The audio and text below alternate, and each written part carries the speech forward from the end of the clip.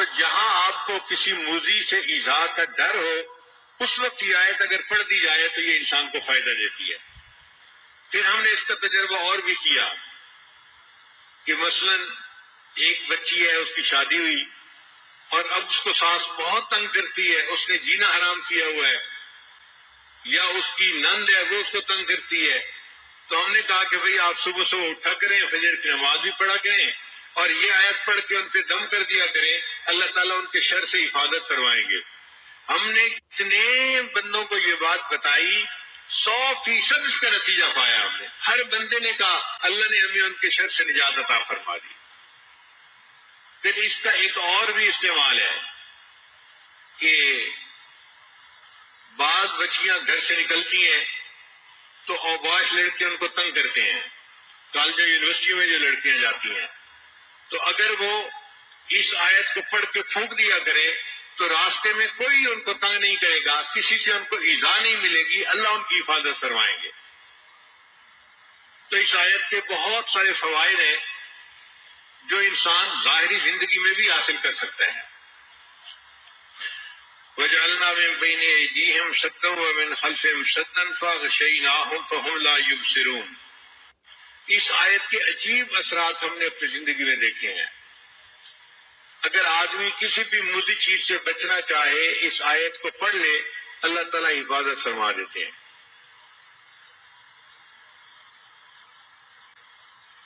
ہمیں سفر میں کئی مرتبہ مشکل پیش آتی ہے، ہمارے بیگ کے اندر کتابیں ہوتی ہیں مطالعے کے لیے یا بیانات کے نوٹس وغیرہ ہوتے ہیں، اور آج کل مختلف ملکوں میں ایئرپورٹ کے اوپر دینی لٹریچر جو ہے اس کی بہت زیادہ سختی ہے،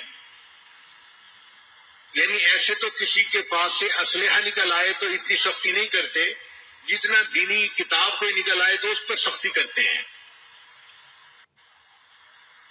ایک مرتبہ دبئی ایئرپورٹ پر میرا چھوٹا بیگ تھا، ہینڈ کیری جس کو کہتے ہیں، اس میں بیانات کے پیپر تھے، تو جب پاسپورٹ چیک کروانے کے بعد ہم آگے نکلے تو مشین والے نے چیک کیا اور اس نے میرا بیگ کھول کر دیکھا اور مجھ سے پوچھا کہ یہ کیا ہے۔ میں نے اسے بتایا کہ بھئی یہ میرے نوٹس ہیں، میں نے کتاب پڑھی اور جو مجھے پسند آئی بات وہ میں نے اس کے اوپر لکھ لی ہے۔ خیر وہ بندہ خاموش ہو گیا، اس نے بیگ بند کر دیا۔ جب آگے نکلے تو آگے ایک اور بھی چیک پوسٹ تھی، انہوں نے دوبارہ پھر بیگ کو چیک کیا۔ میں بڑا حیران، بھئی ایک دفعہ چیک کر لیا تو کافی ہے، دوسری دفعہ پھر چیک کیا۔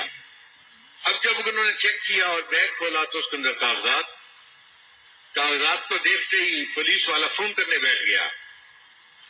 اب میں حیران سوچ رہا ہوں کہ یا اللہ، یہ اپنے کسی افسر کو بلاتا ہے یا کس کو بلاتا ہے، اس کو کیا چیز نظر آ گئی جو اتنی اہم ہے کہ کسی کو بلانے کی ضرورت پڑ گئی۔ تھوڑی دیر کے بعد ایک خاتون آ گئی اور اس نے آ کے میرے بیگ کو دیکھنا شروع کر دیا۔ اب وہ ایک کے کاغذ کو پڑھ رہی تھی۔ اللہ کی شان کے اس میں بخاری شریف کی جو اختتامی حدیث ہے اس کے نوٹس تھے۔ اس نے دیکھتے ہی مجھ سے پوچھا یہ بخاری شریف کی آخری حدیث کے نوٹس ہیں؟ میں نے کہا اچھا تم تقریریں کرتے ہو؟ میں نے کہا جی۔ پھر اس نے کہا اس کا مطلب یہ ہے کہ تم عالم ہو، یہاں بھی تقریریں کرو گے؟ میں نے کہا نہیں، ابھی تو میں یہاں پر 2 دن رکنے کے لیے آیا ہوں، پھر میں آگے جاؤں گا۔ وہ کہنے لگی کہ میں عالمہ ہوں اور مجھے انہوں نے صرف اسی لیے رکھا ہوا ہے کہ میں لوگوں کے پاس جو دینی لٹریچر ہے اس کو دیکھوں اور ان کو یہاں پہ روکوں۔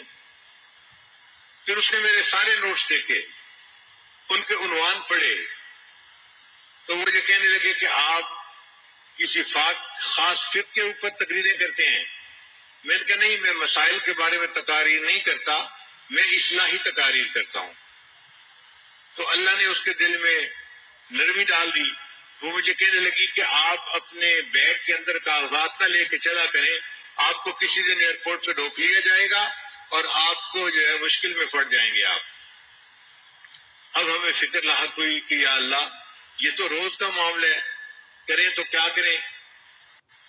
پھر وہ مجھے کہنے لگی تھی کہ آپ یہ نوٹس کیوں ہر وقت ساتھ رکھتے ہیں؟ کتابیں آپ نے کیوں رکھی ہوئی ہیں؟ یہ 2-3 کتابیں تھیں، میں ان کا مطالعہ کرتا ہوں ہر وقت بیٹھ کے۔ پھر وہ حیران ہو کے پوچھ لگی کہ آپ کتابیں پڑھتے رہتے ہیں؟ تو میں نے اسے کہا کہ اس عمر میں اب کتابیں نہیں پڑھوں گا تو کیا ویڈیو گیم کھیلوں گا بیٹھ کے؟ تو اس بات پہ وہ ہنس پڑی، کہنے لگی اچھا ٹھیک ہے آپ جائیں، تو میری جان چھوٹ گئی۔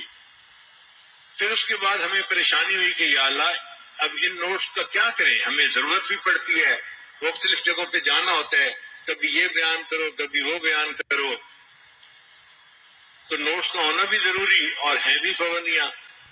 تو ذہن میں خیال آیا کہ ہم قرآن مجید کی اس آیت کو کیوں نہ پڑھ لیا کریں۔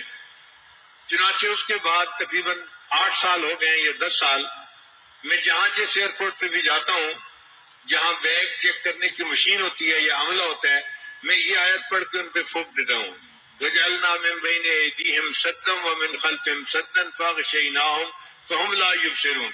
اللہ کی شان دیکھیں کہ پچھلے پھر 8-10 سال میں پھر کسی نے کبھی مجھے کھڑا نہیں کیا۔